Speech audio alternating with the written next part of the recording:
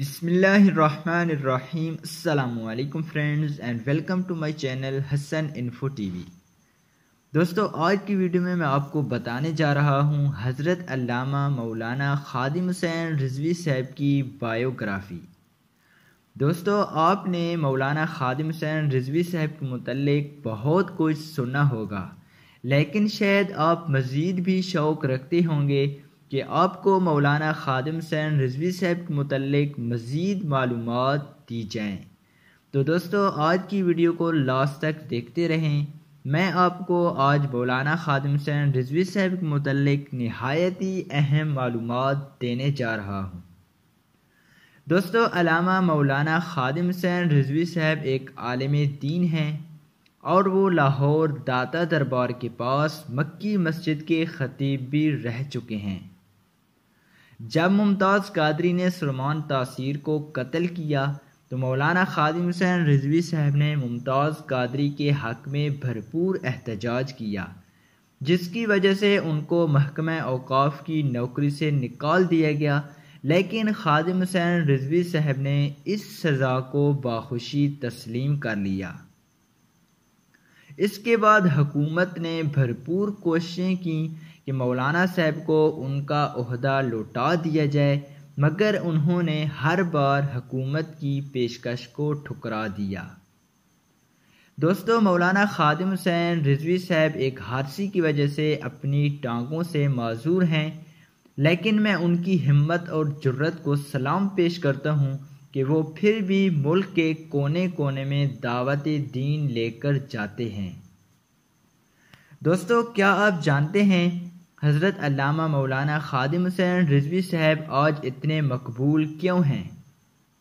انہیں آج اتنا بڑا مقام کیوں ملا ہے؟ اگر آپ نہیں جانتے تو میں آپ کو بتاتا چلوں۔ مولانا خادم حسین رضوی صاحب نے ہمیشہ ختم نبوت پر پہرا دیا، توہین رسالت کے خلاف احتجاج کیا۔ جنہوں نے ہمارے پیارے محمد صلی اللہ علیہ وسلم کی شان میں گستاخی کرنے کی کوشش بھی کی تو مولانا صاحب اس کے خلاف میدان میں آ گئے، بھرپور طریقے سے انہوں نے احتجاج کیا، اور یہی وجہ ہے کہ آج ان کو یہ مقام ملا ہے۔ صرف یہی نہیں، ان کی اس عمل پر ان کو بہت ساری تکالیف سے بھی گزرنا پڑا۔ کبھی ان کو نظریں بند کر لیا گیا تو کبھی گھر میں قید کر دیا گیا، مگر مولانا خادم حسین رضوی صاحب نے ہمیشہ تمام تکالیف کو خندہ پیشانی سے برداشت کیا۔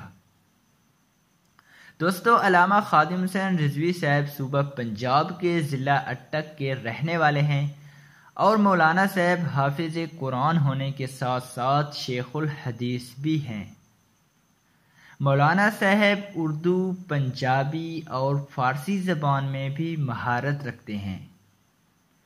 دوستو، حضرت علامہ مولانا خادم حسین رضوی صاحب نے تحریک لبیک یا رسول اللہ صلی اللہ علیہ وسلم کی بنیاد رکھی اور اس پلیٹ فارم سے مقامی سیاست میں بھی حصہ لیا۔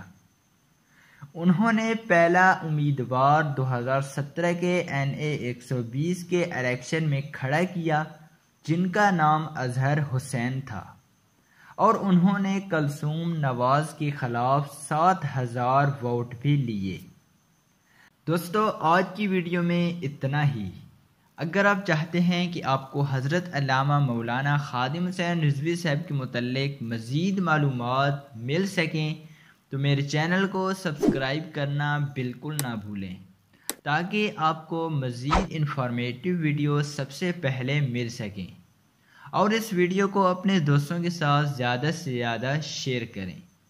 ملتے ہیں پھر کسی نیکسٹ ویڈیو میں، تب تک اجازت دیجیے۔ اللہ حافظ۔